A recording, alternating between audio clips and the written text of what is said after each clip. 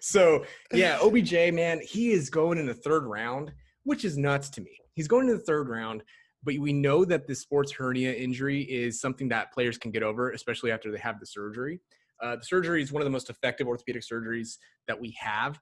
Their surgery is actually not a catch-all. We like to think that, oh yeah, if something happens, you have surgery, surgeon cuts you open, fixes it, and then sews you back up. We actually are learning more and more every day that some surgeries aren't necessary, and some surgeries actually, depending on the situation, might make you worse. And that's not to say that surgeons are bad. That's not to say that surgery is bad. It just means that surgery isn't as safe, quote unquote safe, as we like to think that it has been in the past. And so you see that with when you have a surgery that's successful, you want to use it, right? The Tommy John comes to mind. The sports hernia comes to mind. Even a basic like a scope where you clean up, quote unquote clean up. Sure. Those are relatively safe surgeries. But when you have the sports hernia surgery and you know that it has good outcomes, I don't understand the fading that happens. The fact that Odell said himself that he played through the sports hernia on his own, and then Jarvis Landry played through his freaking torn labrum, and you have two wide receivers essentially that are going. OBJ's going in the third. I think Landry's going in the 10th. Man, I'm smash taking OBJ. Especially like at the beginning, like the front end of the second, I'm smashing that pick. I think that he's going to outperform. Huh? Yeah. Oh yeah. That's awesome. Considering he's just too talented in my opinion. Like I know that the quarterback situation is a little murky. But I think that, and I don't say this often about a lot of players, but I legitimately think that the injury was what plagued Odell last year.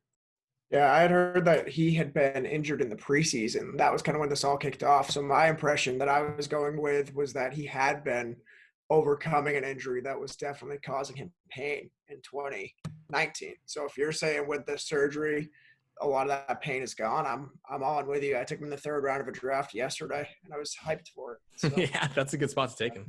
Yeah. So Edwin, I did a buy or sell with Sky Guasco over the TCK podcast, and the sort of the buy or sell narrative that we were debating here was whether or not OBJ can play or will play a 16-game full season healthy. I bought it with my limited knowledge of surgeries, and to your point, it seemed like the surgeries are becoming, again, I don't know which ones are not as necessary or needed, but it seems like the ones that athletes go through, like the one that Big Ben went through, and the Cooper Kupp and Keenan Allen, and or these types of things, they come back better. So it seemed like OBJ was on track for potentially being the healthiest he's ever been, and so that's the reason why I bought it. Would you agree with that? Yeah, no, I do. The 16 games thing, that's tough, just because even if he doesn't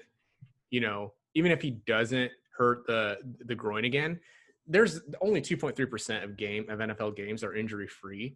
Sure. That's why like the 16 games, but like the larger point of can he play a vast majority of the season? Yeah, I'm all over that. I think that from a groin perspective specifically, I think that he's going to be just fine.